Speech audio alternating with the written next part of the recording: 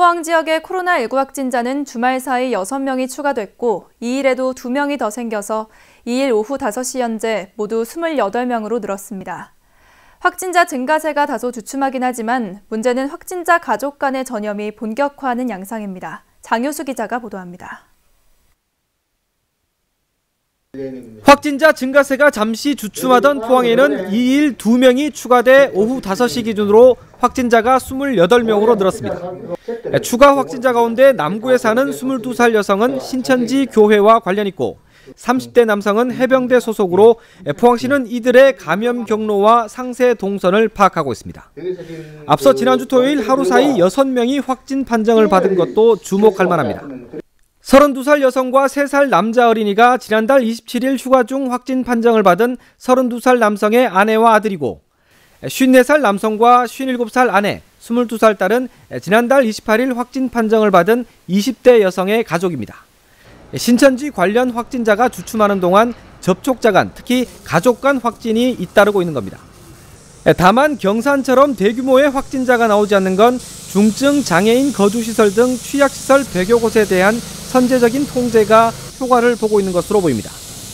집단 시설에 대해서 저희들이 빨리 쉽게 말하면 표현이 어렵지만 봉쇄 작전, 그러면서 직원들 둘이 해서 절대 출입을 자제하는 게 이게 제일 컸고, 그 다음에 그 종사자 중에 신천지가 있느냐 없느냐 파악 다 했거든요. 다만 1일까지 1,174명의 검체 채취가 이루어졌고 1,420명에 대한 역학조사가 진행 중이어서 확진자 추가는 불가피합니다.